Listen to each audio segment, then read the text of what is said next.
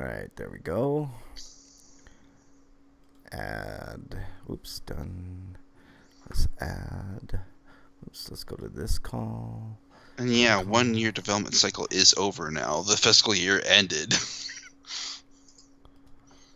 Why doesn't it not let me? Man, why does it have to be so fucking difficult, man? Add people. You forget every week. No, dude, it's just they fucking change everything every goddamn fucking. I haven't actually updated. Yeah. Hey, if you're listening out there, we haven't started the show proper on YouTube, so bear with us just a second. Breakman, you there? Sure. What is up, man? What is up? What's up? Just busy typing out a tweet. Right on. That's cool. We haven't started yet, so we're all good. Yeah, we're good. Can you hear me okay, Break? Yeah. Okay, cool. All right. What a good week. Busy week, but good. It's hot here, Breakman. It's like it's been actually all right here. Sweating. I'm like, damn. It's been in the 60s for a lot of the week. It's just been raining is the problem. It hasn't stopped fucking raining. Yeah. All right. I shall be ready anytime you guys are ready. So, just let me know. Yeah, I'm ready to start the show. I just don't have any links open or anything. Well, we can wait a couple, dude. No worries. No worries at all. Sickfold. Looks like Sickfold is in chat. And Electrical Skateboard. I don't know what Electrical Skateboard is. I went to Electrical Skateboard channel, and it's like kind of like a gain a host thing. I don't know. But welcome, Sickfold. We haven't started the show proper yet, so welcome on in. All right. Just let me know when you're ready, Break, and then we'll. Yeah, that's fine. I'm in chat. I don't see anybody. Did anybody see me? I don't see you, dude. You might need to refresh that or get out and back in, whatever the case is. How about now? Nothing. Fuck me. Hold on. I gotta refresh.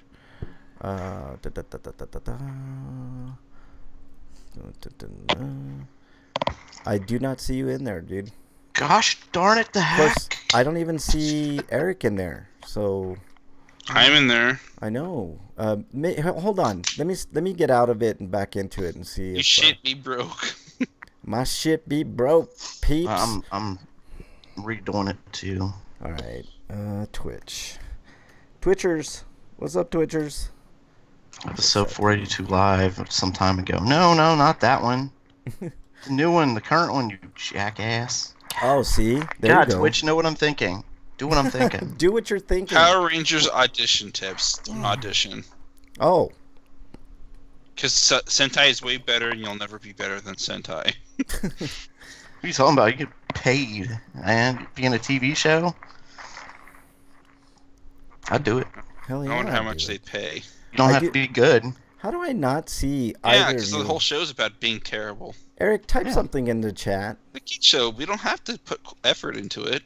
Exactly. Like, who wouldn't want that job? It's cake. You're getting paid to act terribly. Yeah. Hey. No, but when you audition, you have to act like you mean it, because then they'll hire you. Yeah.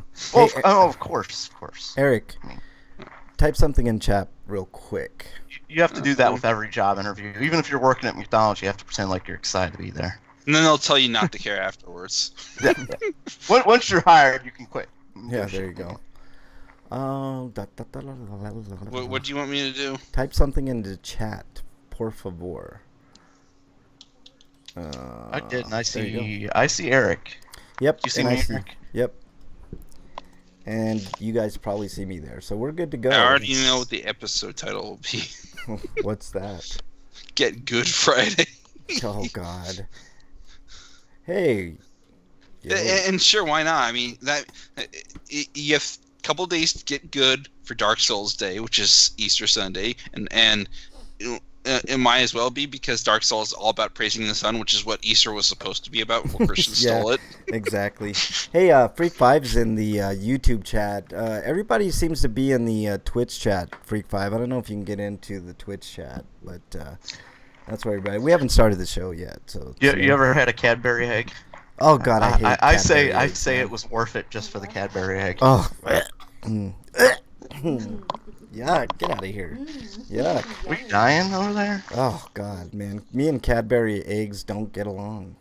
Apparently not. We don't. They're not really really good for me either, but they're so good. Oh, You God, I gotta hate have some once in a while. Yuck. All right, let's get started with the show. You guys ready to go? Ready to rock and roll? Sure. Even though there's nobody in chat. Yeah. Well, Freak's in chat, but he's still on the road. Okay, Freak, I'll relay your messages in chat, man. I have everything up. So Alcohol drinkers, I have a question. What? Why do they call a collection of drinks a flight?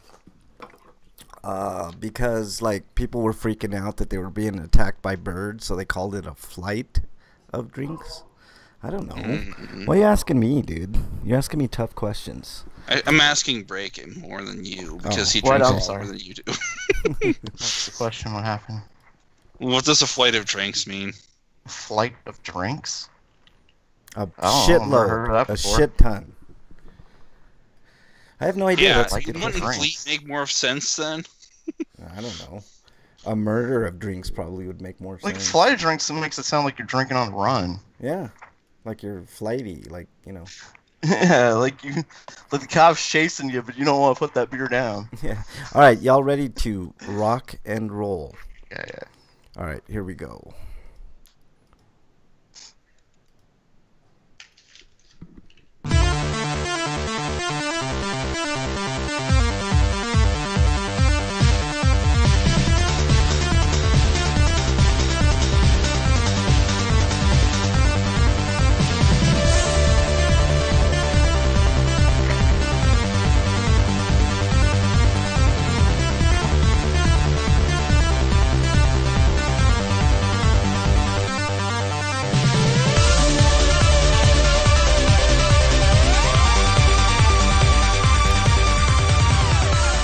And welcome, everybody, to episode 483 of RPGrinders. I'm your host, Frank Branches, alongside my cotton-headed ninny mug and co-host, Eric the Great and Breakman the Bold. Gentlemen, how are you? Cotton? What cotton? I don't see it. Cotton-headed ninny muggins. Haven't you ever... God, you guys didn't get that reference. It's Elf. No, I'm get too it, young. yeah. Bitches. You're not too young. It's Elf. How dare you? How dare you? Elf? Yes, Yes. Elf. And if you haven't seen it, you need to I've immediately... only watched that movie like once. Oh, well, you need to watch it again, and I sir. didn't find it very memorable, actually. Oh my God! It's one of the sweetest, coolest movies ever. It's one of the best holiday movies. It really is. It is. It's better than Santa Claus because fuck Tim Allen. Well, I mean, not besides that, it's just better than Santa Claus anyway. Yeah, exactly. It's a much better movie. All I right, like the idea behind Santa Claus, which was the inspiration for Bun Bun, the psychotic Easter Bunny that became the Easter Bunny when he murdered the previous Easter Bunny. Wow, that sounds exciting. Will Ferrell makes a character that you want to laugh at and root for. Yeah. Elf, Buddy the Elf is a very memorable character. It's Buddy really the good. Elf is the best. I'm surprised they never ever did a sequel to Elf. Oh, because God, I don't think it say would be that. good. No, Yes. because Say then it'll something be like that. terrible. No, it I know, wouldn't. because once they'll start making sequels, It'll bleeds the glory terrible with Owen Wilson. Owen Wilson sucks. Oh my God! Please don't put Owen like Wilson as in bad that as Eric hates the Santa Claus. Like they made 2 sequels to that movie. role. Oh, I know. Both I of don't hate those this- were worse. I don't hate the Santa Claus. I think it's an okay movie, but I hate Tim Allen. Oh my God! And I hate the fact that there were 2 more that were just not good. Well, see, those that's were- what I'm those saying. sounds Like, terrible. like, Elf is such a superior movie. They would do a good job. You don't think Jon Favreau would do really good doing another one with Will Ferrell? You guys. I What don't would it be know. about? It was pretty final. Yeah, I know, but I don't know. I just like saying I see a cotton-headed direct ninny video sequel starring his kid. Yeah, I can see that too. Maybe. Portrayed by I don't know any like kid actors right now. Would he be a mall elf instead? A mall elf. He gets a You know, job why not? as a They have mall mall elf. Santas. Yeah, exactly. Let's get started with the news, guys. I just like saying cotton-headed ninny muggins. You know what I'm saying? Like, that's just like the coolest thing ever. But anyways, let's get started with the news. Eric, your turn. Okay, this is from RPG site, and it's the biggest news of the year. Yes. Ah! Dragon Quest XI heads west, or we already knew this, but we got a date now. It's September 4th. Yeah. But the only problem is that the Switch version is who knows when, and they're not even bothering with the 3DS version. So that's gonna be probably left up to Nintendo. Yep. I think because y'all know Square Enix doesn't like publishing Nintendo games by themselves. Unless it's Final Fantasy. Look at this. Dungeon Buster's in chat. He says Santa Claus with Dudley Moore and John Lithgow was the best. How dare you, Dungeon Buster? Elf was the best. Elf, you are very close to getting in exile, and I like you a lot, Dungeon Buster. Lithgow Santa sounds awful. No, that's a good movie, too, actually. Santa Claus with Dudley Moore and John Lithgow was a good movie. I agree, Dungeon Buster, but it's not better than Elf. Elf is probably the greatest Christmas movie of all time, including... well, just about anything. But in addition to the PS4 release, we are getting a Steam release. So yeah, they passed up the 3DS version for the Steam version. Yeah, which they're doing because more money. Yeah, for sure. Hopefully the game will do well on PC, and it will justify them doing a lot more in the future, though. So I'm glad they kind of did this. The only thing I don't sacrificing the 3DS. The only thing I don't like about this, guys, is how the main protagonist looks. He's so generic. You know what I'm saying? Like that character's generic. Maybe you can customize his hair. That's what I thought it was. Yeah, I thought like there was customization options. Oh, if there's customization, this is the great. No, there isn't, but I wouldn't be surprised if there's outfits you can get that change your character's appearance slightly. Yeah. Well, maybe that's why I was the one thing that bothers me about him is his hair. It's a mop head. Well, this is the greatest news since Dragon Quest VIII came out. And for people who might be freaking out, yes, there's voice acting. No, there's no orchestrated soundtrack because they wouldn't do that unless there was a previous orchestrated soundtrack. They haven't done a symphonic suite yet, so there won't be for this release. Yeah. And there's some DLC bonuses if you pre-order. I might pre-order. I hate pre-ordering, but See, the bummer of the 3DS version is that the 3DS version had a classic 2D turn-based mode. Yeah. I hate the reason that they won't do it's because they haven't done it before. Yeah. Dragon Quest because they haven't done a 3DS version game? No, what you said about the soundtrack. Yeah. About the symphonic sound and stuff. Yeah, well, they're not going to commission a completely new soundtrack just for a game. Yeah. I'm just saying I hate the whole theory of not doing something just because never done it before. Yeah, see, they have done it before, but they usually do it before they do a re-release, which they use a rearranged soundtrack. Yeah. Dungeon says it was all over Twitch. So it's already done for them. Dungeon Buster says it was all over Twitch when the Japanese release came out. Had to resist watching them to avoid spoilers.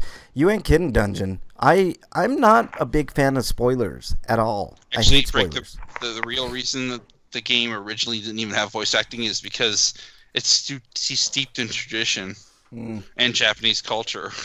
That's what I was talking about. Like, the whole like not doing it because of voice acting, no orchestrated soundtrack. Yeah. All right. At least we're getting one of those things for the Western release. Yeah, and I like the fact that they're giving you a nice little customized theme for the PlayStation with it, and at least people can't be mad that there isn't going to be an orchestrated soundtrack for the Switch version. Yeah. At least the Japanese developers realized Americans were way too lazy and dumb to read. Like, we need the voice actors. Yeah, appreciate it. I don't know how much voice acting will be in the game. It's probably only going to be major story cutscenes. I don't know. We'll see. I don't think the game's going to be fully voice acted, but they might go. So it'd be like Dragon Quest VIII voice acting then. Yeah. They might go the full mile and do full voice acting, but who knows? Yeah. I hope they do, because Dragon Quest VIII is, in my opinion, the greatest game of all time. I heard Frank, I heard this one tops that game.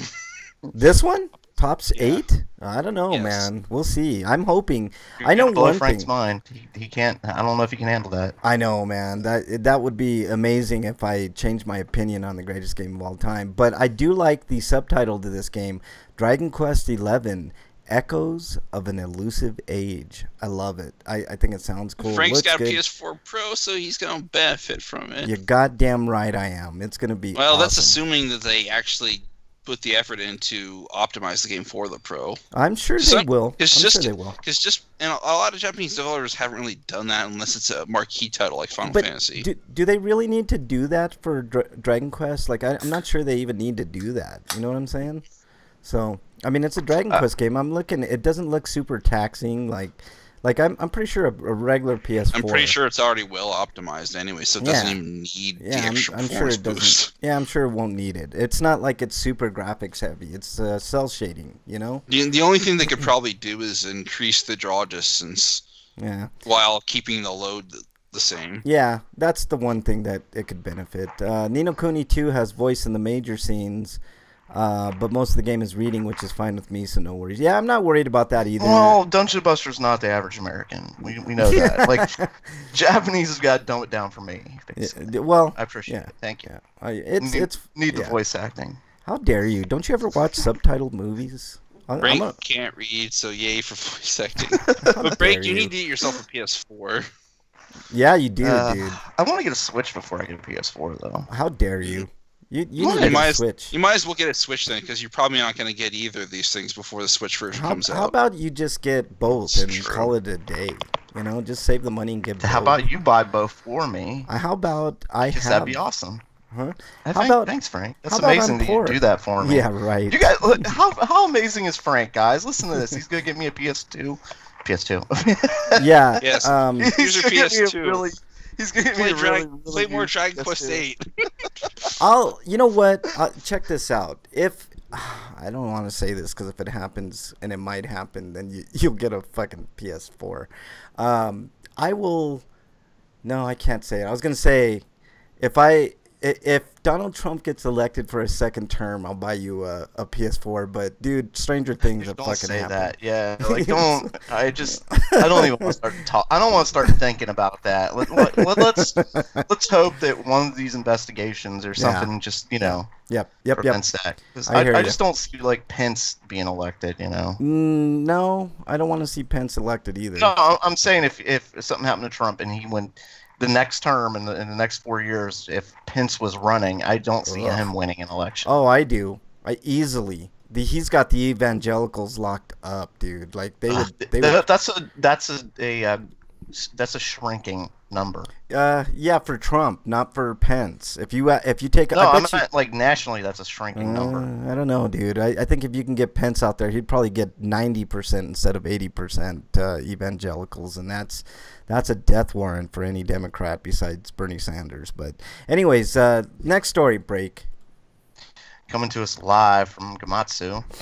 Penny Punching Princess Physical Edition canceled in the UK. Dun dun dun. I know. Due to unforeseen circumstances. That's like when a celebrity gets divorced and it's always irreconcilable differences. Yeah, exactly. That vague ass statement. Yeah. Dungeon says whoever's doing Evan's voice is spot on for being that young king with a good heart in Ni no Kuni 2. He says the English acting is quite nice, so cool. I'm just thinking that UK is getting screwed with games recently. I know, weird. Omega Labyrinth Z gets banned in UK, and now this doesn't happen. Yeah. That's sad. No pun. I'm telling you, Brexit probably has something to do with it. Brexit has a lot to do with a lot of shit going on in UK. What is going on with Brexit? We need Gripper to tell us. Gripper, tell us what's going on with the UK. I haven't kept up with UK politics. All right, next story comes to us from Gamatsu. Little Dragons Cafe launches this summer in Europe, so they don't really give us a date. Yes, Axis is apparently doing the North American release, but it just says a generic release date of spring. Yeah, I hate that. I think that's non-news. I think when they come out with that, that's like, it's like telling you sometime this year. No, wait, it says summer, just like the European release, but it's like, Yeah, but does that mean like September then? Yeah, whatever. I'm not even going to give this story play because they don't give us a date. Eric, next story. At least it's coming. But yeah. Next story is East Origin for Xbox has been dated for April 11th. Yeah, looks good. I've never played East Origin, so it's going to have a new speedrun mode, which I can only imagine is going to come to the Vita and PS4 versions. Really? You think it's going to come to the Vita? That'd be weird. Yeah, they want to keep an exclusive mode. That's just something that entice the pot for speedrunners. Yeah, I guess. I've seen a lot of speedruns lately, like on old Nintendo games, like Friday the 13th. And what better way to introduce a new feature than to put it in a new version of the game? Yeah. It looks good. I think it looks good. I'm actually excited. I might pick it up. And a more bloody option for those who really like blood. I guess. It's like East Origin doesn't really need it. Yeah, exactly. Because there aren't very many enemies in the game that bleed all that much to begin with. Yeah. All right. So I don't know why they'd want to go the MK route for this. Yeah. All right, Break. Next story, please. Coming to us live from Gamatsu. Regalia Royal Edition launches April 10th for PS4. Regalia. Yeah. April 10th for PS4, April 12th for Switch, and April 13th for Xbox One.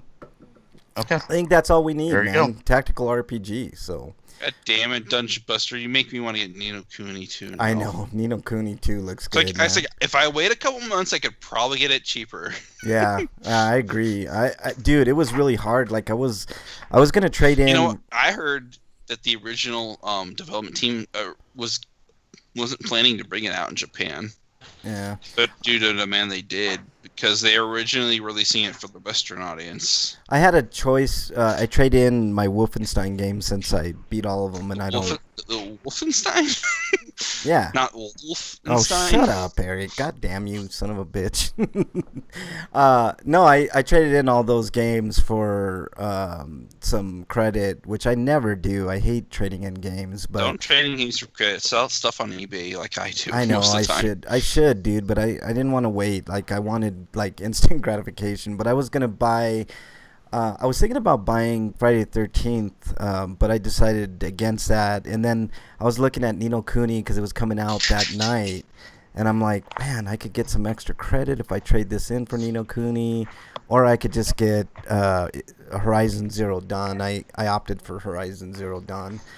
Freak 5, if you're listening, man, I'm working on getting Friday the 13th soon, so hopefully it'll go on sale. I keep waiting for a sale for that fucking game. It's been out for a while now. They need to do a sale on Friday the 13th. But all right, next story, Eric. Next story is about that game we talked about, the remake. Yeah, it's coming to Switch and PC. Oh, cool. I can imagine the PC release is a Steam release. Yeah. So it probably is going to get localized in some form. Yeah, no date yet on it, but there's no content because consoles don't do that stuff because hardware developers don't like that. Yeah, Dungeon said HZD is a great choice. All right, man, I appreciate it. I haven't delved into it yet. I'll talk about what I've been playing later, but I thought it was anyways, the date is for March. Let's see. It just says 2018. Yeah, doesn't have a date. I think it was talking about the original release for PS4 and Vita, which was like last year. Yeah, they don't have a date yet. Next story comes to us from Gamatsu. Inferno Climber Reborn, rated for PS4, Switch, and Taiwan. Survival action RPG coming to consoles. So that's the whole thing right there. It's a survival 3D action RPG, hack and slash, puzzles and traps. Looks interesting. It sort of, to me, looks like maybe a late PS1, early PS2 game. Some people said it's kind of like a chibi Dark Souls. It looks okay. It looks fine. I don't have any problem with that. I want to play this, and I hope it gets localized. I mean, it's already on Steam, so it's a port job at this point. I'd like to see what Taiwan has to offer in the form of RPGs for sure. So it's not a Taiwanese RPG. Oh, why? What? Why is it? Okay, it's being released in Taiwan. The Taiwan game soft. Okay, who did this game? Who does this game? It's a Japanese indie game. Oh, okay. Well, Grasshopper Manufacturer, I think. Okay. Well, I'm down. I'm down for Grasshopper Manufacturer. So I'm down. All right, break. Coming to us live from Gamatsu, Steins Gate Zero coming to PC via Steam on May 8th. Yeah. There you go. Yep, that's the story. Steins Gate Zero.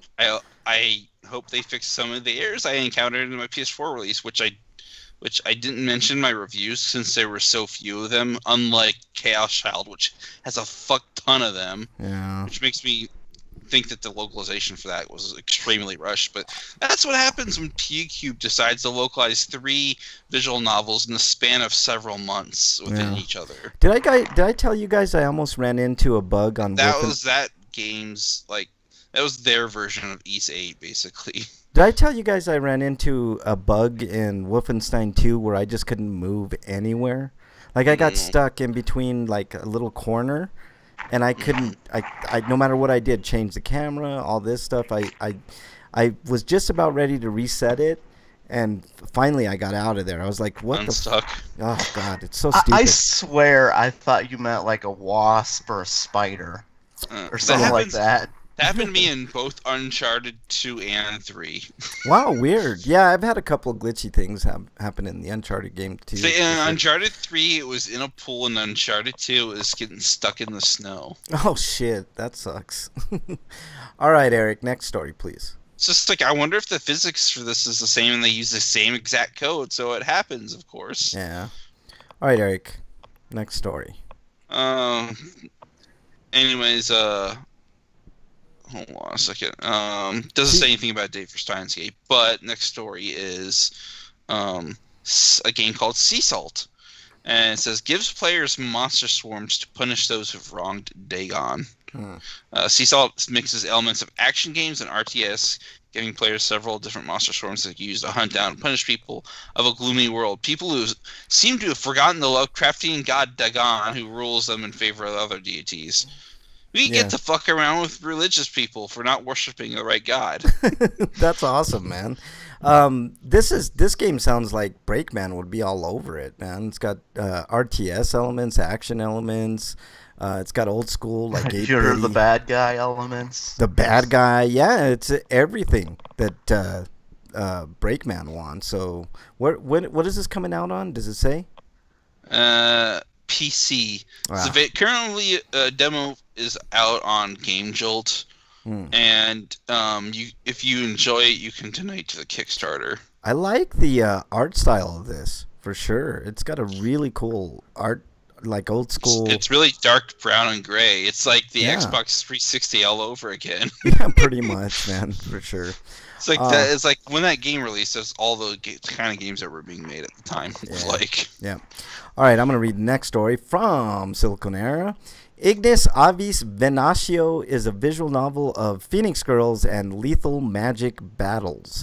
Kane might wish to simply be left alone, but a chance encounter with a girl claiming to be a phoenix sets off a story of teenage life and deadly magical battles in visual novel Ignis Avis Venatio. Players will follow Kane's adventures with the magical students and their familiars, as well as his own dealings with the Phoenix Girl, as players work their way through Ignis Avis, I just like saying this, Ignis Avis Venatio's storyline. Having been thrust into this battle, though, it will be up to the player to help him decide who to fight or if he should be fighting anyone at all.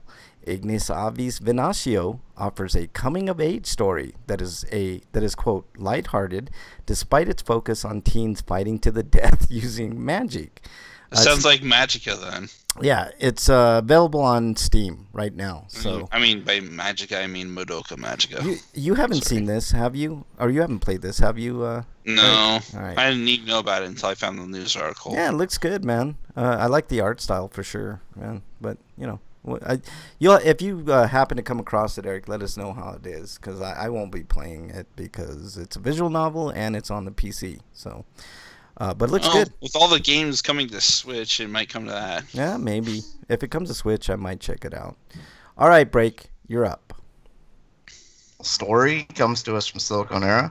The Pirate's Fate is a romantic visual novel of change and choices. Yeah. It's also about furries.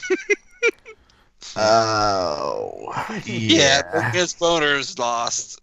The Pirate's Fate is... I didn't have one. Thank you. The Pirate's Fate is a romantic visual novel of piracy, change and the importance of who the player is in the story, with characters constantly changing mindsets and even appearances based on decisions the player makes throughout the story. Milla is the newest member of the Dread Pirates, a motley crew they're hard rockers, out to navigate storm-swept seas, treasure-laden coves, or just a rowdy tavern. Their main goal is to find a set of magical coins that have the power to change someone into what they wish to be. And it is up to, oh, shit, yeah, those would be awesome. Yeah, hey. I wish to be very, very, very wealthy.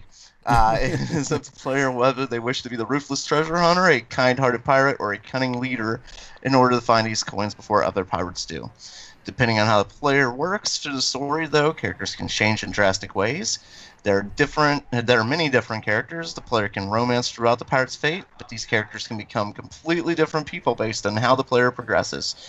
Yeah. Characters will undergo changes in personality, appearance, age, gender, or species, becoming entirely different people based on your progression. Oh, so they're not furries, they become furries. You can become furries if you want to be. Okay, you can make romance a slippery, complex thing, but also gives players many different potential loves. Yeah, this is interesting, and I'll tell you why this just happens that everybody wants to be a furry in this. I'll tell you why. That's all I've seen so far. I tell you why this might be a hit. All right, I'm gonna go out on a limb and say this game is gonna get a lot of buys, not like major buys, but for an independent, I'm gonna tell you why in my opinion, this game is gonna be a sleeper hit, because people love changing appearances in video games. They love it. It's one of the things. People like representation too. They do, and the fur. You cannot discount the furry element. I'm telling you, this game has a chance to be bigger than the average game.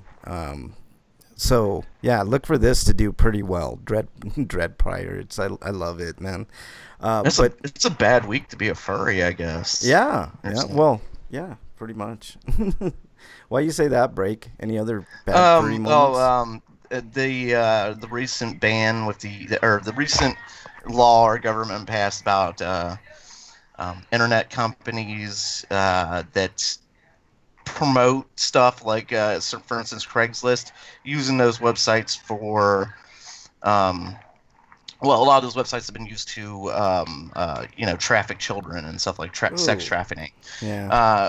Because of that, like their broad law is causing a lot of companies to go down because they just can't risk somebody posting on their site, and and I read like the biggest furry dating site had to go down. Oh man, like it's like an overreach, a government overreach. That sucks, man. They are closing down because they're like, we can't we can't risk it. Yeah. Also, Trump wants to reinstate his transgender military ban. Oh yeah, I saw that. That's something else. Are we at Stinkos? What happened? I know, almost, man. We're almost there. That might be added to my. Can we just do them right now? Because shit. No. We'll we still got homie discounts. Let's go to homie discounts. PlayStation Plus has a bunch of cool free games. Oops, excuse me. Holy cow, that was weird. They got free belches? Yeah, they got free belches. Sure.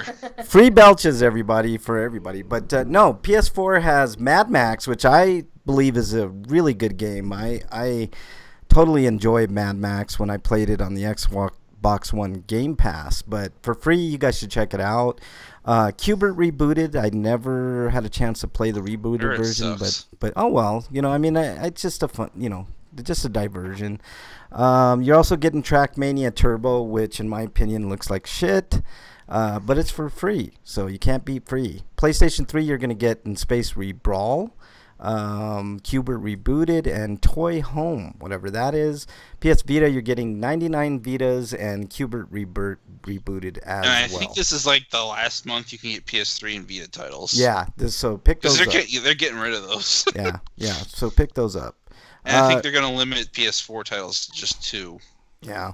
I wish they would bring that up to 3 or 4. That would be really cool.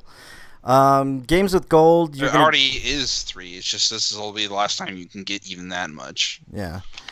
Games with Gold, you can get The Witness, which is that's a good thing because it's normally $39.99. From April 16th to May 15th, you can pick up Assassin's Creed Syndicate, normally $49.99. So I currently don't have gold, so could I just get like a month and then get it for free? Of course. Yeah, of course you could. I do. That's what I do. Every once in a while, I'll just plop in the gold and and right now another little homie discount, bonus homie discount. I think the Witness is coming to the Switch though, so maybe I'll just wait on that. Get it for free, dude. $10. I mean, then you can get all the other shit. I'll just wait until it's $10 on the eShop then. I guess, dude. But because I don't even know when I'm going to get around to playing it. Eric, let me finish, dude. I have to re-buy gold just to play a Witness. Eric, let me finish. Yeah. Well, no, yeah. Frank. Oh, sorry. What? I know, you son of a bitch, Breakman. Xbox 360. This is why you should get it this month, because April 1st to 15th, you got not because of this game, but you get Disney Pixar cards too, which sucks. But here's the other one. This is the one right here from April 16th to the 30th. Dead Space 2. So, yeah.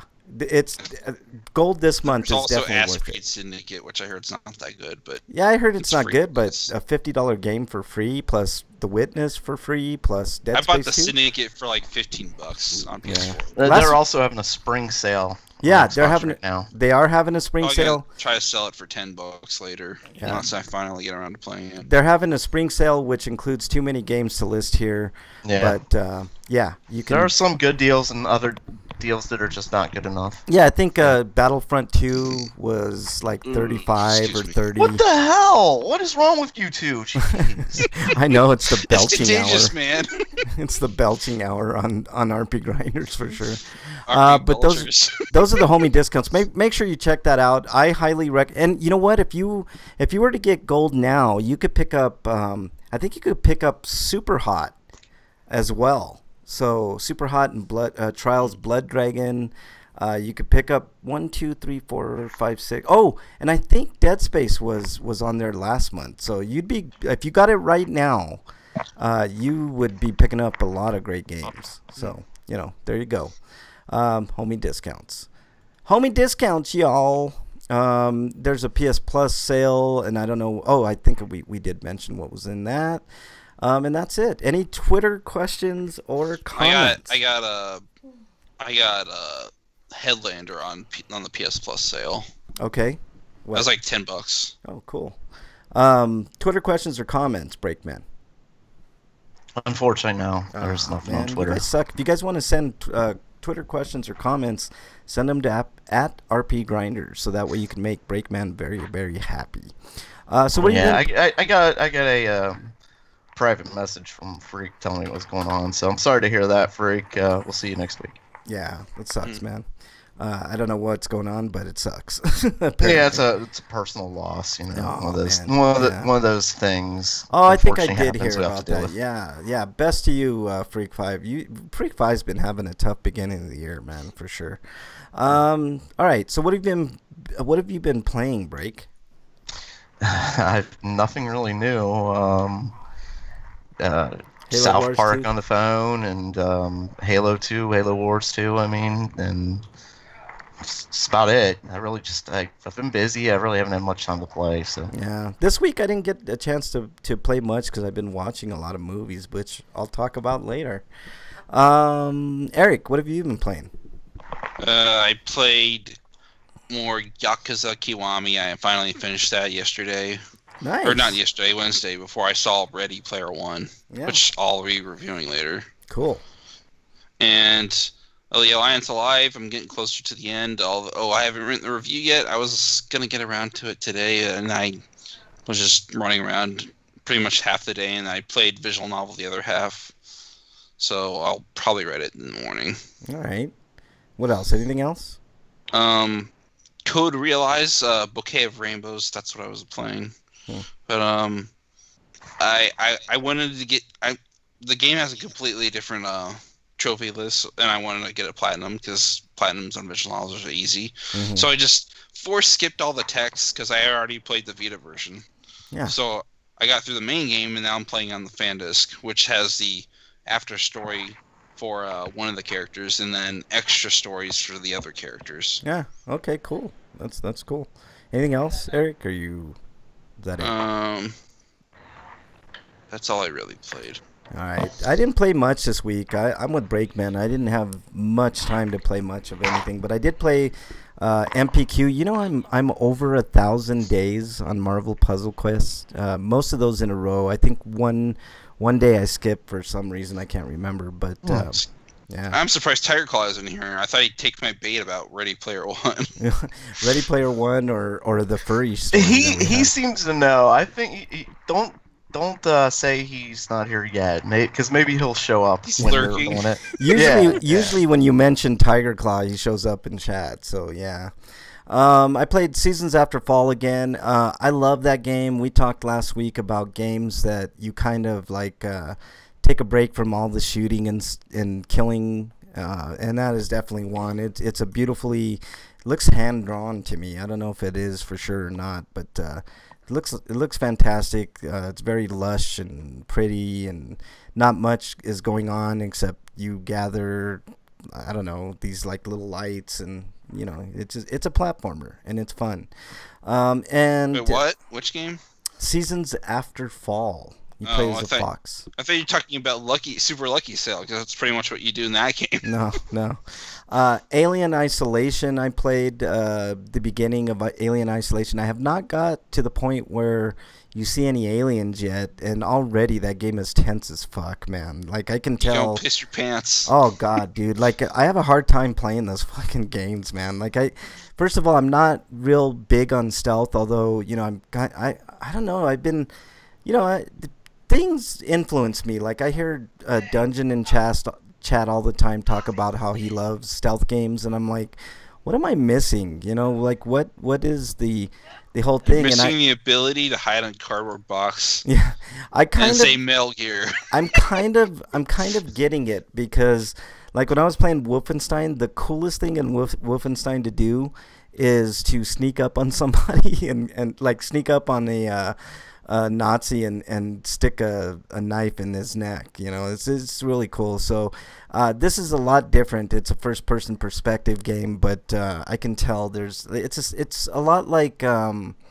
Outlast, but not as dark, I guess. Like, you have a chance to like see where you're going. Like, I think I'm gonna have a tough time with Outlast because it's all stealth, you know, and it's just super dark. It's hard to see. You know, if you hate stealth, you should. When you get a Switch, you should pick up Never Stop Sneaking, because it just automatically kills enemies for you if you have the items that kill the enemy automatically. That's cool. And like, it's really easy to stealth them anyway. Yeah. But yeah, Alien Isolation so far is looking really good. I don't have anything bad to say about it, or good per se, other than it looks fantastic, and you know, whatever. Breakman's exiled, you son of a bitch. All right, let's see. I think that's it. You have a review, Eric. Yeah, Ready Player One, the movie based on the book. Well, they did deviate and quite a bit because they had to, because it's a movie. But the movie is better than the book purely by the virtue that it's not a book, because a lot of the stuff that's like constant stream of references that would be described in painstaking, insipid detail in the book can just be done in a couple frames. Yeah. So they don't need to spend too much time on that stuff. Although I think they did tone down the out and nerding conversations, which were annoying enough to begin with. But I'm glad that they aren't in there as much as they were in the book. I mean, I haven't really read the book, but I've read enough excerpts and could get a sense that since it is a book, they probably go into that in great detail. But they also avoid one of the issues I saw with the book, where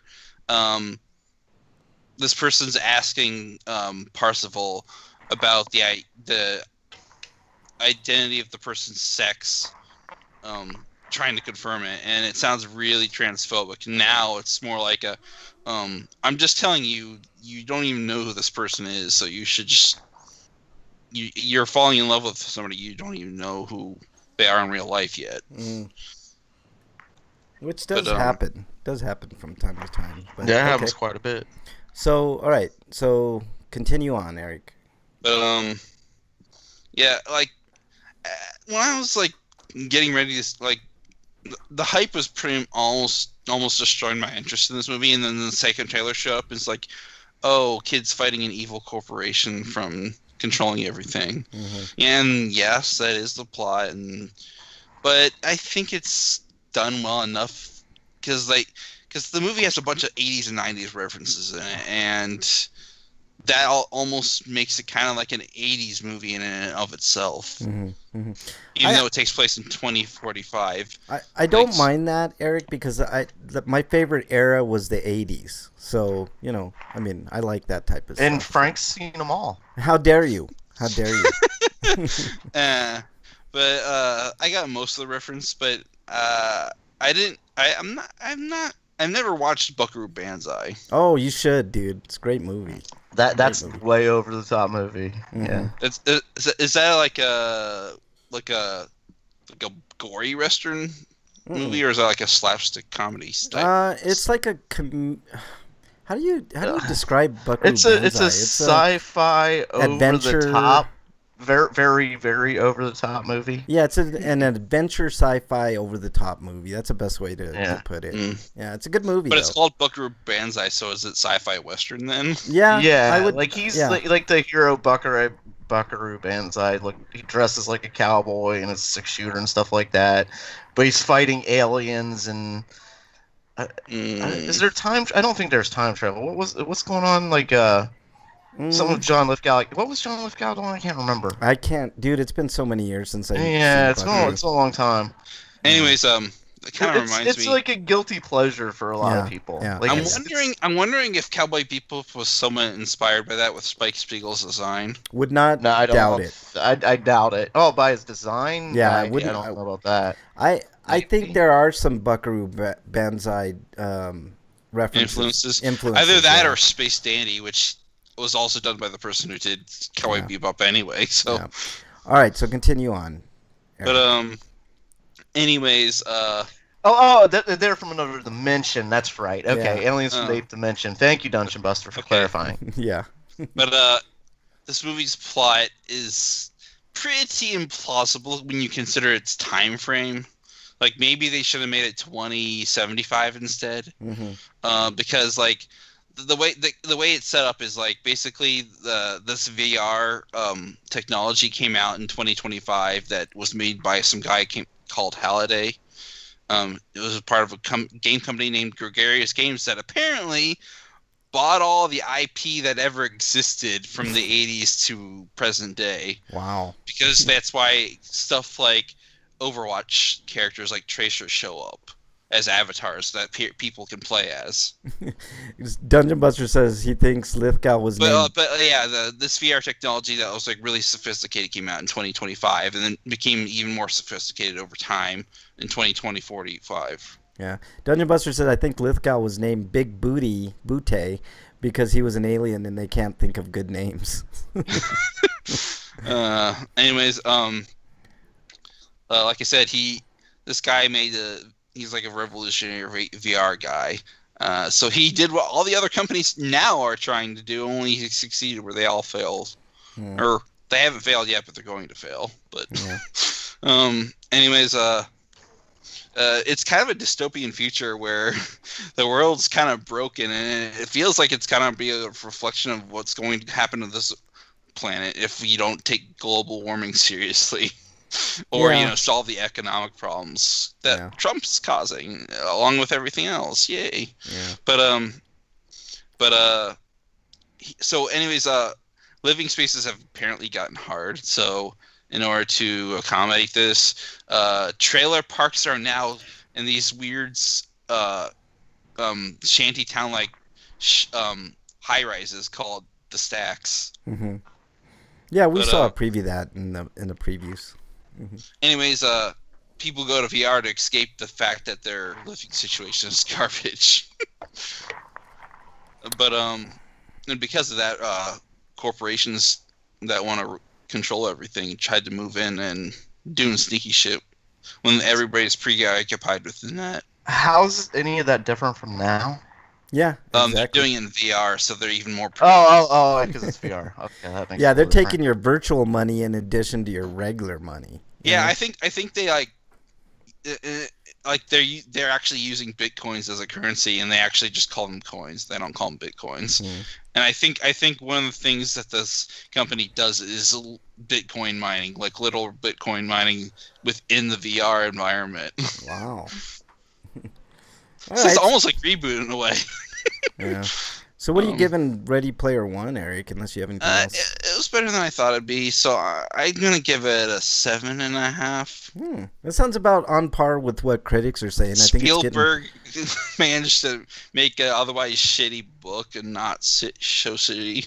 Yeah. Well, Spielberg's a very talented filmmaker. There's no question about that. I mean, he's made some of the greatest movies of all time. That's not bad rating at all. No. I guess I'm going to have to see it then. I always thought you were going to I'm going to review the book later once I actually get around to reading it. Break, I'm in agreement with you, dude. I wasn't. I was kind of skeptical of this movie, but dude, 77% on Rotten Tomatoes plus a 7.5 from Eric. It's kind of sold me to watch it. So yeah. So going back to Buckaroo Banzai real quick. Here's kind of a little synopsis of Buckaroo Banzai. He is the son of an American mother and Japanese father, who is a combination of physicist, neurosurgeon, martial arts master, secret agent, and rock star, who travels with his band of assistants and backing musicians. I don't know if that's like a Gary Stu, but like on acid or something. Yeah.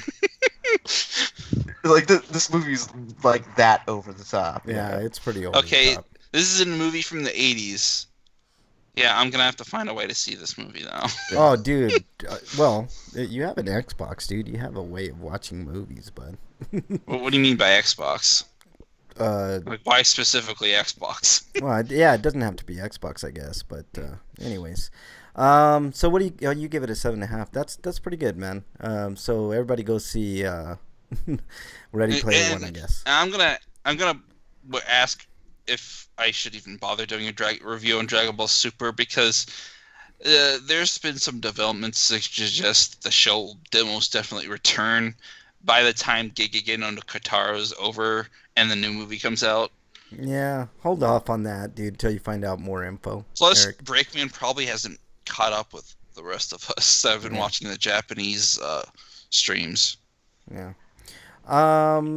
I have I don't have. So if I do a review of it, it won't be until after the dub's over. Yeah, there you go. I have. She'll probably be around that time anyway. Yeah.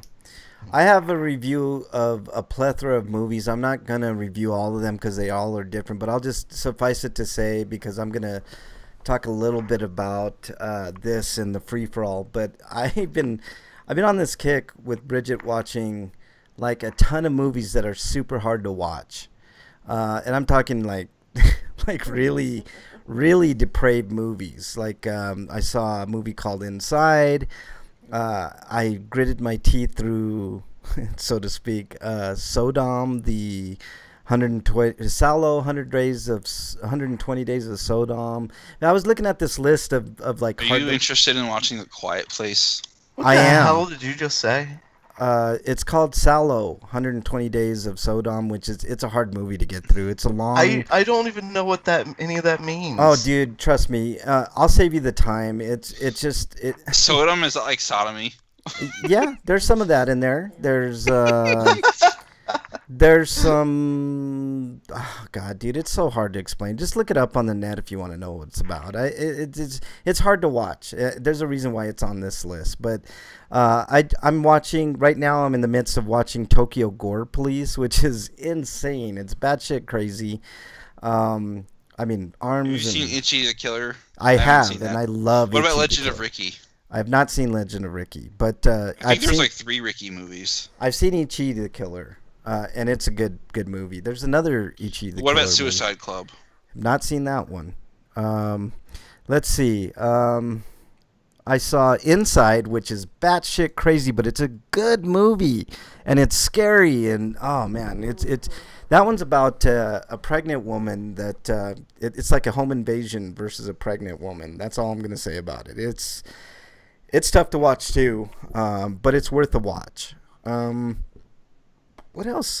Cannibal Holocaust, which is, I do not recommend watching that, especially if you like animals. Is she a killer on streaming anywhere? Yes, it is. I think it's on Amazon Prime, if I'm not mistaken. It could be on Netflix. I got my Fire Stick. I could put it on there. Yeah, there you go. Let's see. So yeah, Cannibal Holocaust was another. There was one more we watched, but anyways, I just been on this real weird kick watching a lot of just hard to watch movies, and it's going to continue because each of the killers on that list. Another one on that list is Audition. I don't know if you guys have ever seen Audition, but that one's really, really tough. I'm trying to remember the name of this movie. I'm not sure if it's exactly right, but have you seen Last Call Waiting or something? I have not. There's a Japanese horror movie about like a phone call. The person gets a phone call. Oh yeah, and, like, they'll die like right afterwards. Yeah, there's an American version of that, and it's not good. But the Japanese version's okay. Yeah, so that's what my reviews is just. It's a mixed bag with those movies. Have you seen Gozu or Uzumaki? I have not, but I did. The Junji Ito movies. Yeah, I've seen a movie called, and it's hard to watch, but if you can get through it, there is some artistic value in it. It's called a Serbian film, and that's old too. It's not old. It's I don't know. It's relatively old. It's old enough that I remember them talking about it on DPL. Yeah, it's actually a decent movie. But it's hard to watch. I don't know. I can't explain it. Like, it's about this porn star that gets involved in this weird, they want to film another movie or two, and the stuff they have him do is just batshit insane. That's all I'm gonna say. And that's about it. Let's see. Let's move on to our stinkos. Breakman, do you have a stinko of the week? Yeah, I've got two. One of them involves my Sweeto. It's baseball season. Opening day for the Reds was today, and they lost, so that's one part of my stinko. Yeah, my Rockies lost too, dude. Enjoy that. Rough way to start the season. Mm-hmm. But my other stinko goes to, and this happens every fucking time some psychopath gets locked up. Yeah. The latest psychopath, and I'm just not gonna mention his name. Yeah, don't. Please don't. Yeah. I think he's not worth mentioning. No, well, he's absolutely. getting so much love mail, and he gets more fan mail. Well, I don't know. I mean, there's like one almost every week now, so it's like hard to keep up. Yeah, it really is. Well, yeah, but he's like, he's like really, really psycho. Mm-hmm. You know, he's just evil. Yeah. Yeah. But anyway, you know what I mean. Yeah. But the fact that people send him love letters and fan mail and everything like that every time one of these asshole pieces of shit, monster terrorists or whatever you want to call them. Oh, terrorist is a good. Yeah, I mean, yeah, they're a homegrown terrorist. You know? Yes. Domestic terrorist. Domestic terrorist. That's the term. Yep. Yes. Yep.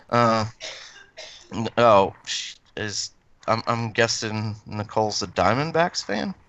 Yeah. Yeah. Listen to this little tidbit I saw in the news headline. President Trump designates April as second chance month for people with criminal records. Because of course. Yeah. He wants to recuse himself. Why not? Yeah. Break. I'm with you 100%, dude. But this is not. It's just so sick that this happens all the time. It's not uncommon. I was gonna say it's not uncommon. Like Ted Bundy was getting like fucking fan mail. I mean, Charles Manson got married in jail, didn't he? I mean, I know he was engaged. I don't know if he got married. Oh, he got married. He got married. Oh, he did get married for sure. Okay. Yep. It was just it's so. I just don't understand it. Yeah, I don't get it. Are you finished with yours, Break? Yeah. Let me go on to mine since you mentioned that asshole. It's kind of related to mine. Mine is Laura Ingraham versus a Parkland School survivor. His name is, I think, William Hart. I saw that. What the fuck is wrong with some people? Seriously. I said Ingraham. I misspoke. Her name is Laura Ingram. But who cares? She doesn't deserve to have her name pronounced right at this point. No, she does because she's a piece of shit, and I think people need to know how big of a piece of shit she is. She went on this weird... Laura Ingram, Laura Dunham, both of them suck. She went on this weird kind of attack on William Hogg, who is 2 weeks, mind you, 2 weeks removed from surviving an attack on a school, a gun attack, the Parkland school attack, and she chastised him and said that he was. Hold on, Eric. Frank, you went out for a moment. We didn't hear anything you said. Do you hear me now? We hear you now. Okay, cool. I don't know if chat did though. Okay, what I was just gonna say, Laura Ingraham went on this weird kind of like chastisement of William Hogg, saying that he was whining about things about not getting into college and stuff, and I'm like, this dude has a 4.1, maybe a 4.2. It's like they've been going back and forth between that. Like that's above an A average. I think that's A+ territory. So why would she pick on a kid? She's a loathsome. I understand disagreeing with him politically, but like attacking him for stuff like that, like attacking a kid, like that's like you can disagree without attacking him. Yeah. Right. Yeah, but it's not hard. Yeah, but even the things that he was saying, like, how could you disagree with somebody that's been through it? It's like I know, but it's like I'm just talking about like that. There's a lot of I agree. I understand. Pro-gun, anti-gun stuff going on, but you don't have to be like, you don't have to like, you didn't get into college, any boo-boo. You don't have to do shit like that. I agree, that's fucked but up. To go back to your point about the political aspect of this break. It's not even close. I think it's something like 70 to 80% of Americans believe that there should be fucking gun control. This includes Republicans. This includes people in the NRA. So, and what we need a lot more enforcement of the laws we already have as it is too. Yeah. I mean, because honestly, that asshole we were talking about earlier, he would not have got a gun if the laws were enforced. Yeah, that's true. Dungeon says Hogg rejected her apology. It was funny. Dungeon Buster, he did. He said the fact that something along the lines, the fact that she did this right after kind of speaks for itself, and right after the advertisers started leaving her show. I mean, that's the only reason that she made even. Oh yeah, absolutely. And by the way, her apology was half-assed. It wasn't no like. doubt. Yeah, it was. I mean, as soon as the advertisers started leaving, she said, "Being that it's Holy Week." So I guess if it wasn't Holy Week, he wouldn't have apologized. For one, and for two, like, how deplorable are you hiding behind religion to apologize to somebody and just instead of just saying, you know what, I was wrong, end of story. You know what I mean? Like, I just. Ugh. She's disgusting. Laura Ingraham is she? I hope that of all things from this whole thing, she gets fired from Fox, because Fox is actually starting to feel a lot of pressure from advertisers. So I guess that's one good thing that came out of that. She loses any more. She's also lost a few advertisers. If she keeps losing them, they'll have to get rid of her because they need the advertisers. Yeah. I mean, literally, they are they are the ones who make those rich people richer. Yeah, and by the way, William Hogg is 17 years old, and he sounds super eloquent on TV. If you've ever heard, like, that's a guy that could be a future leader one day. I mean, you can disagree with him politically without like attacking him. Yeah.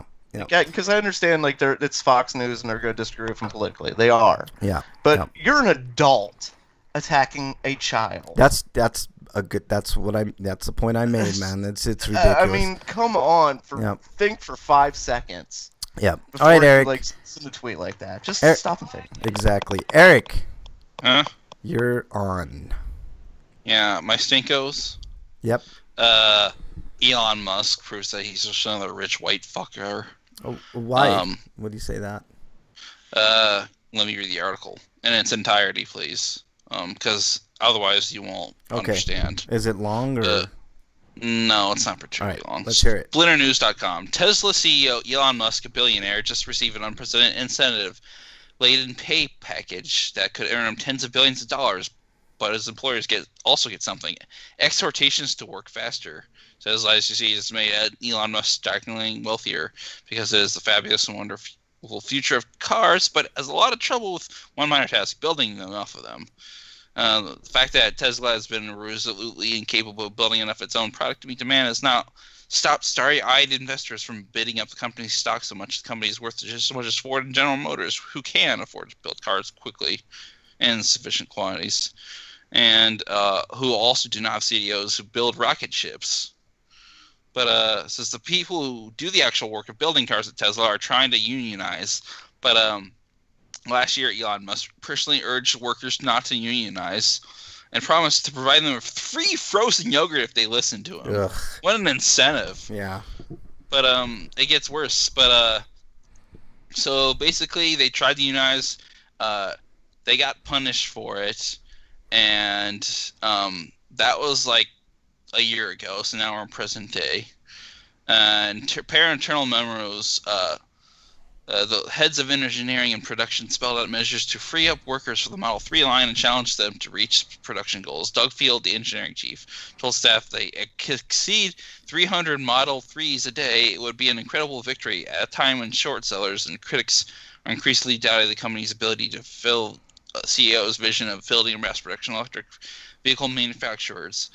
And the quote here says, "I find that personally insulting, and you should too," Field wrote in the March 31st email. "Let's make them regret ever betting against us. You'll prove that a bunch of haters wrong. Work faster, harder, but don't get paid a lot of money for it, but I do." It would be something different if they said that, if Tesla was, the company was to say, if you meet this goal, we're giving you a $5,000 bonus, everybody. You know what I mean? Like that. Or $1,000 bonus or something. Like, if there's no incentive to do more work, why would you do it? Everybody works for a reason, right?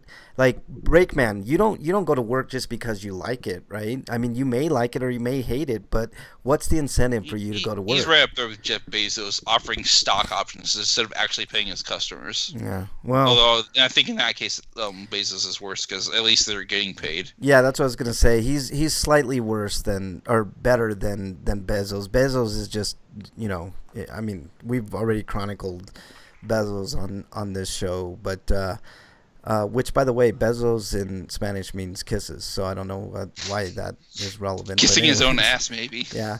Elon Musk is a different cat. I like the Tesla company as a whole because of the fact that they're producing electric cars, and I am like all for that. You know what I mean? Like that's just the way it is. Tesla stock was wrecked this month.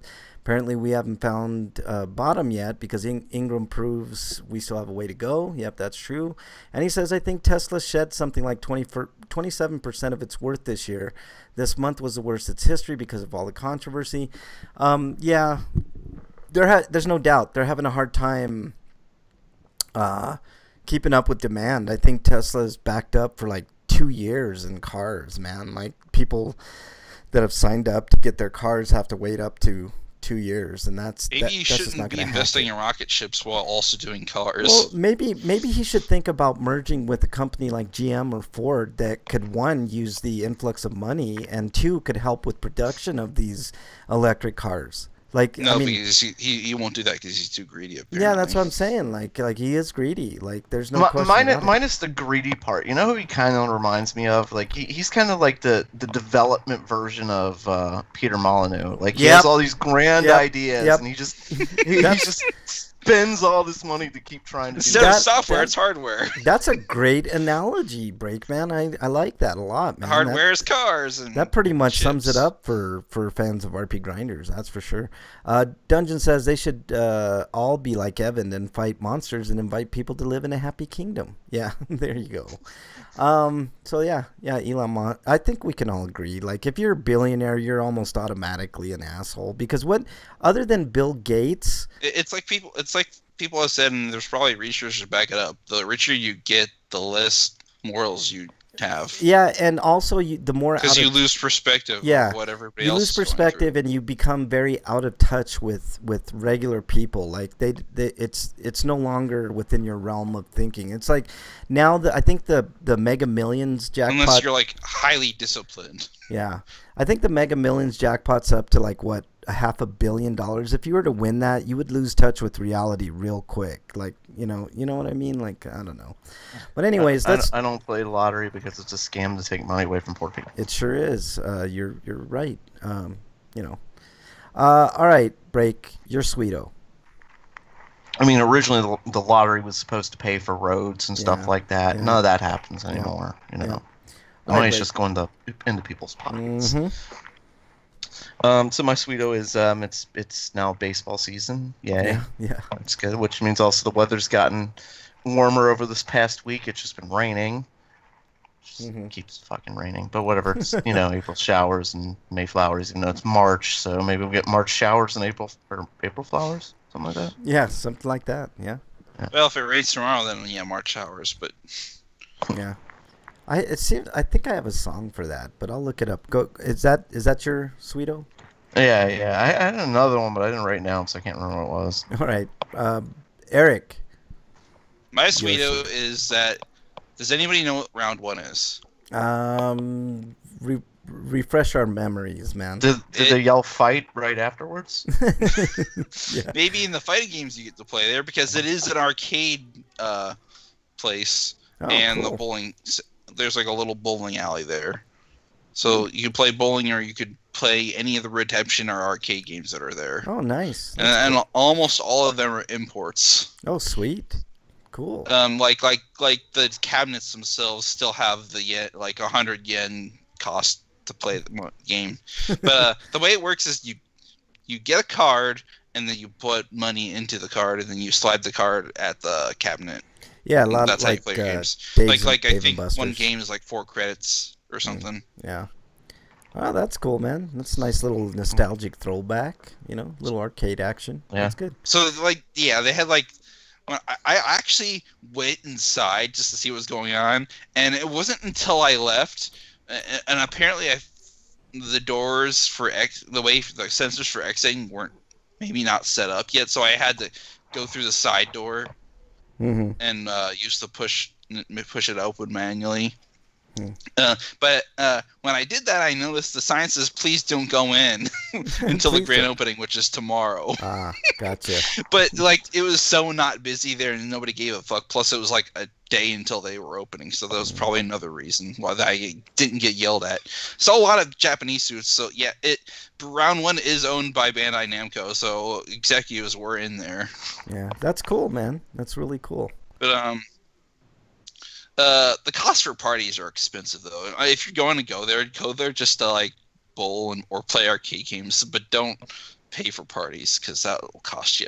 Yeah, well, I mean, it's good if you can afford it. It's like $300 for a party. Yeah, well, it sounds actually reasonable nowadays, dude. I mean.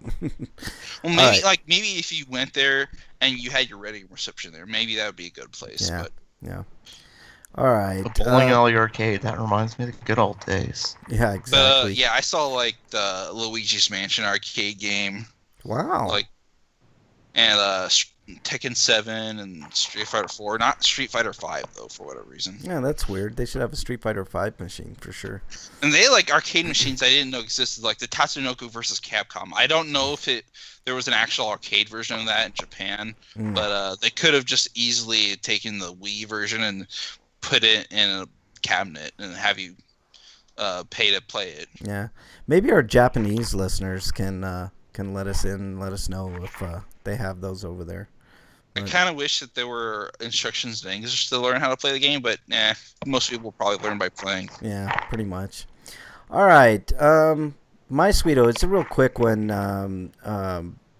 Bridget and I were eating at... I took a picture of it on Twitter. And oh, cool. If you want to go through my timeline and look up, you can check it out. That'd be cool, man. I love this because I didn't think I'd ever see an arcade machine nearby where I live again. Yeah. That's cool, man. Mine's real quick. I was eating lunch at McDonald's with Bridget, and we were sitting there eating, and Madonna's Starlight song came on, and I happened to glance up, and this little girl was standing up on the seat, kind of doing a little dance. It was one of the cutest things I've seen in a long time. But yeah, it was definitely a sweeto of the week. Like, you know, every once in a while in life you get those little tiny fleeting moments of like pure happiness and joy from someone else. And that was one of them. She didn't have any cares in the world. She didn't care who saw her. She was just dancing and dancing and dancing. It was really, really cool. Like, you know how like when you put your hands up in the air, like you just don't care type of dance. That's what she was doing. It was pretty cute. But that was my sweeto of the week. All right, free for all. I talked earlier about this kind of weird, not marathon, but just like a bunch of movies that I've been watching that have been kind of hard to watch based on, you know, me seeing them before and like lists that I've seen on the internet. But I'm going to ask you guys, what are some of the hardest movies to watch you've ever seen? And I'll start off like, Serbian film was really hard to watch. It's the same thing with Saulo. It was really hard to watch. But I'm asking you guys, and not only the hardest movies to watch, but why? And I think there's for me it's easily. I think Requiem for a Dream. Oh, that's a good one. Yeah, that's really those movies just like it's not happy. There's no happy moments in that movie. And you just watch these characters slowly like destroy their lives, and it's just so miserable. It's really hard to watch. You're right, dude. It's kind of like Madoka for me, but that's not a movie. That's a TV series. Yeah, man. Yeah. Although I guess I could count the Madoka. I could count the Madoka third movie as kind of like that. Then. Yeah. There's no happy endings, but there's no happiness along the way either. Yeah, there isn't, man. It's dreadful. But it's a good movie. It's definitely a good movie for sure. What else? Break. Anything else that you can think of? It's gonna be so hard to watch movies. Yeah. Usually just bad movies.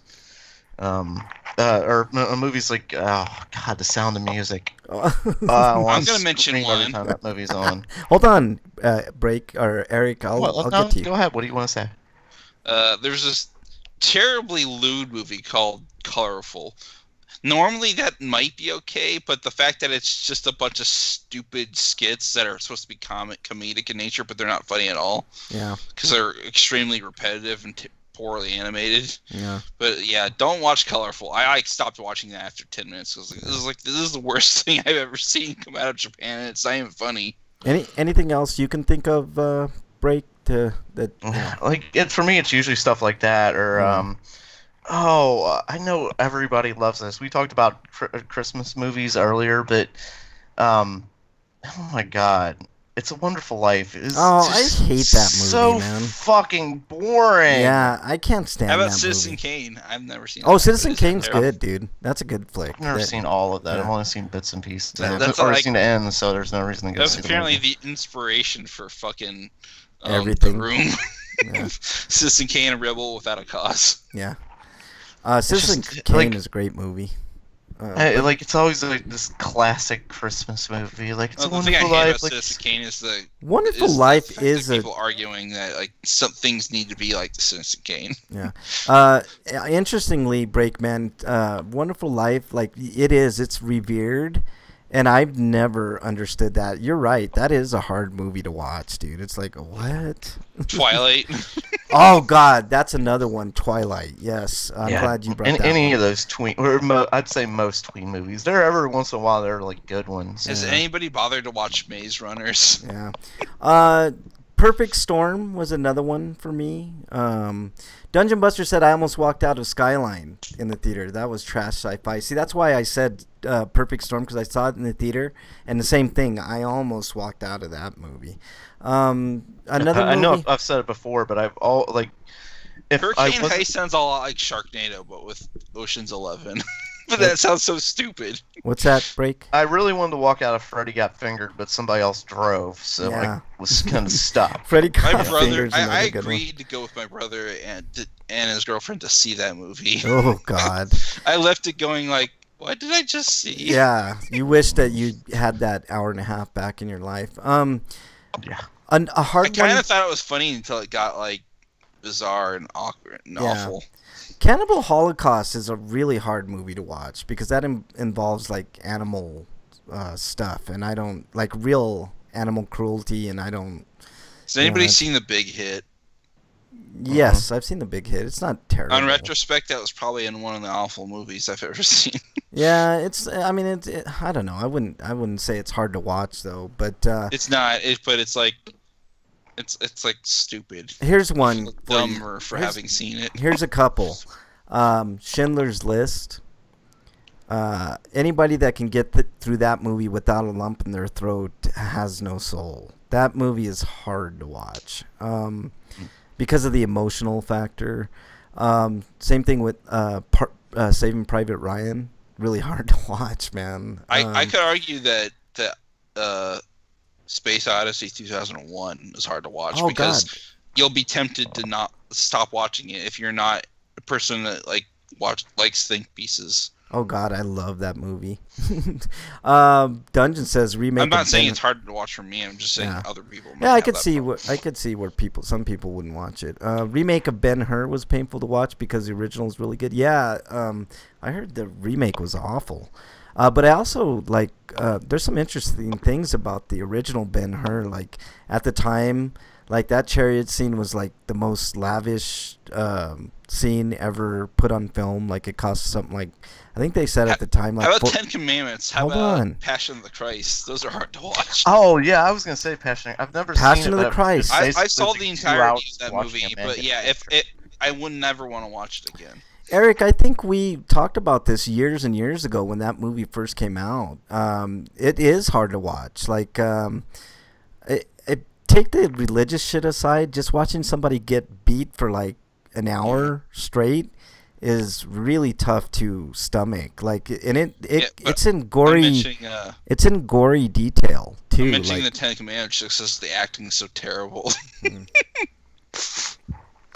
But Passion of the Christ for sure is on that list, man. That might be on the watch list this weekend because I'm still on that kick. I mean, I want to see awful things. I've seen pretty much everything like so far, and we still got a whole weekend of like hard to watch movies to go. So I'll give you guys an update next week on that. But yeah, Passion of the Christ. Oh, upcoming sequel.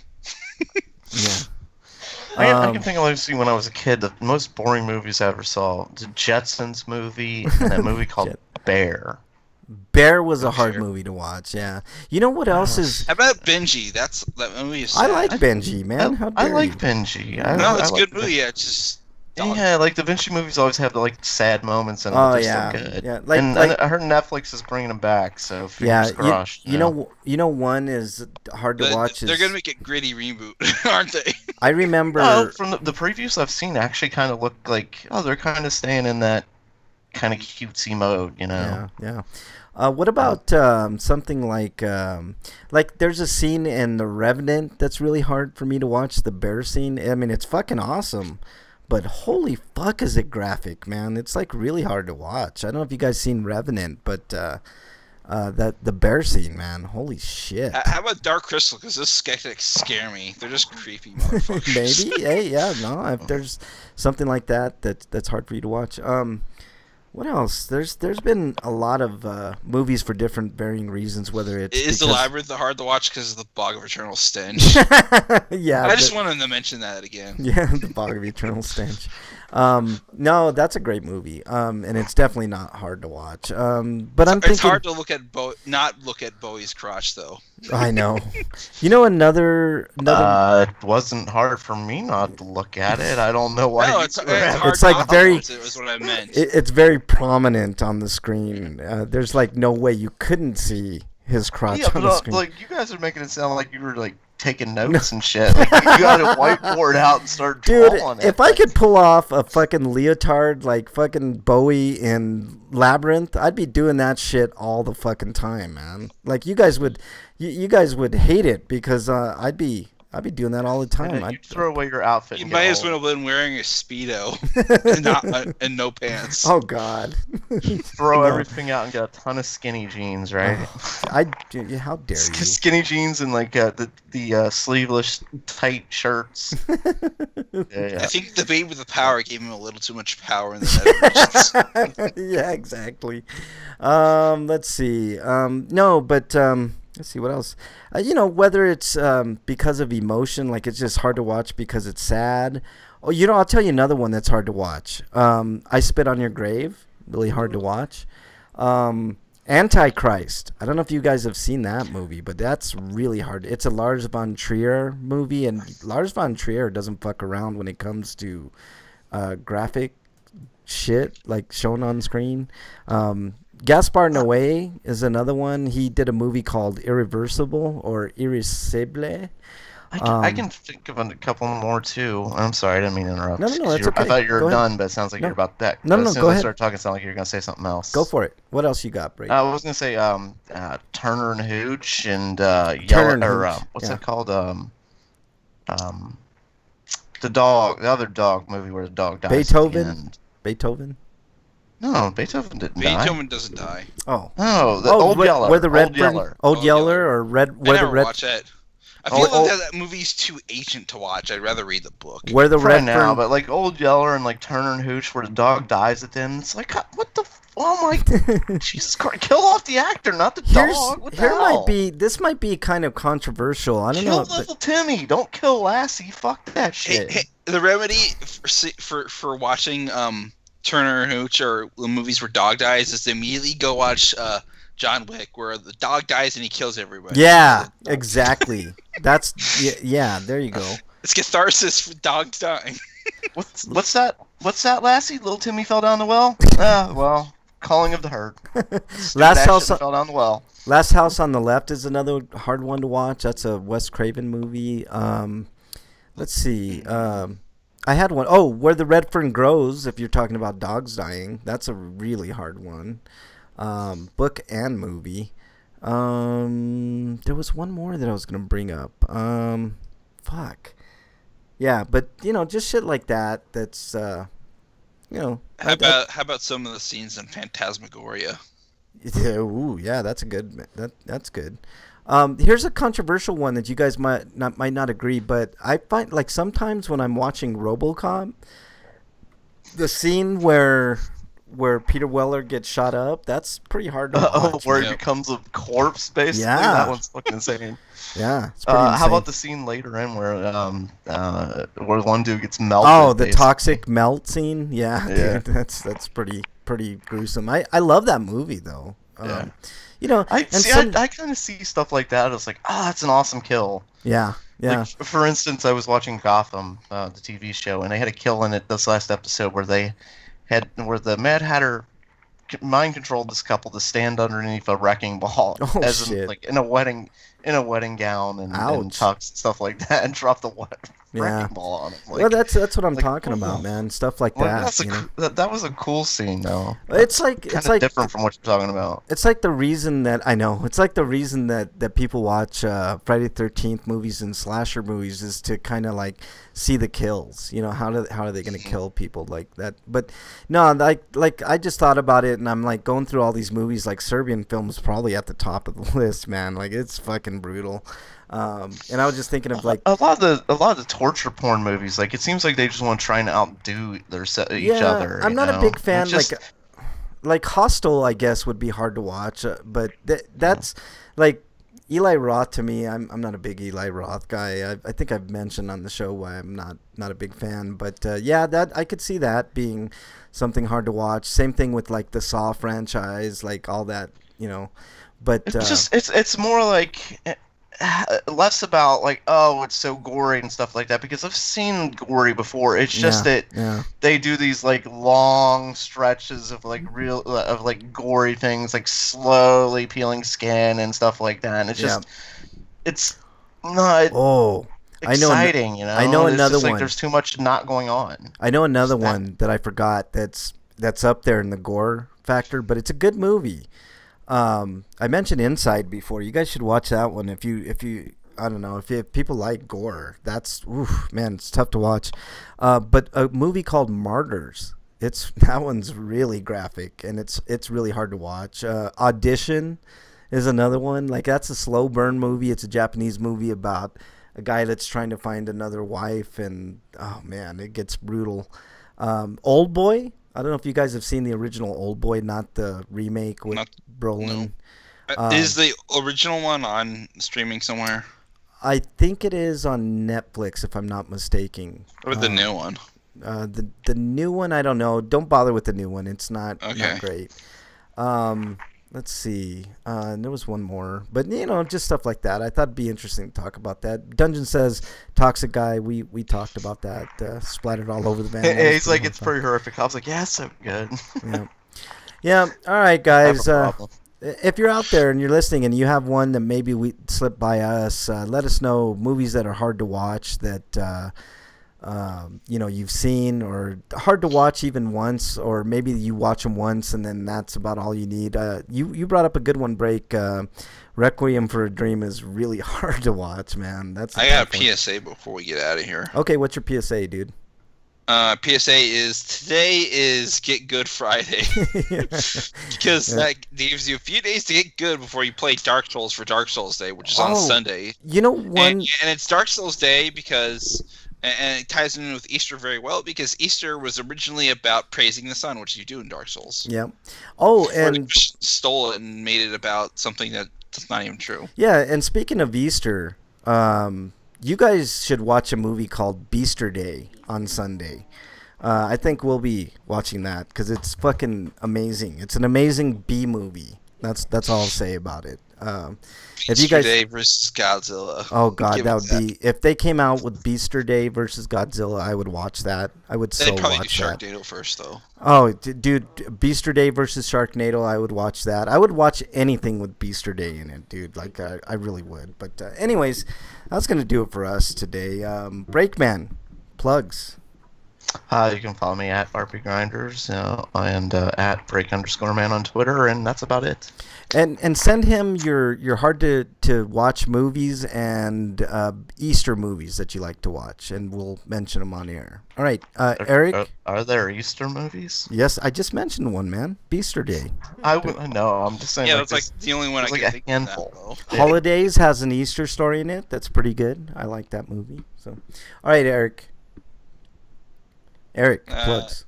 Plugs? Yes, plugs. I'm going to plug sites I've written for, like BostonBashBrigade.com, TotallyGN.com, VogNetwork.com, and HonestGamers.com. And you can find me on Twitter at EricRPG, and I've got my YouTube channel, Funny T-Man. All right. Anything else, Eric? And there's my Patreon. I was almost forget to plug that, but I'm going to plug that. Just look up my name, Eric Kelly, on Patreon, and if you want, you can give me $1 at the least. Yeah. But throw Eric some bucks. He works hard. He writes a lot of good stuff. So yeah. All right. Anything else, Eric? Don't eat too much of that discount Reese's Easter egg candy you can probably find in stores now. I got a better one for you. Don't ever eat Cadbury eggs because they're disgusting. Yeah, they're awful. Son of you ass bastards. They're disgusting, nasty. Well, here's the biggest problem with Cadbury Easter eggs. They're made completely different in the UK. And they suck. Because of the way that chocolate's made. But in the US, yeah, they're terrible. Oh god. I throw up thinking about that shit, man. Ugh. Anyways, my plugs are as follows. You can follow me on Twitter at Frank Branches. Watch a movie called Inside. It's tough to watch, but I like it a lot. It's pretty intense. It's a great horror movie for sure. Let's see what else. Like I said, send Breakman some comments of your favorite hard to watch movies at RPGrinders. He'd be more than happy to read them on air for you. And any other, maybe your favorite Easter movies, stuff like that. Even Passion of the Christ, I guess that would be considered an Easter movie. But anyways, that's about it, guys. Stay safe this weekend. We want to see you back here next week. Until then, we are out. Later, guys. Thank you, Dungeon Buster.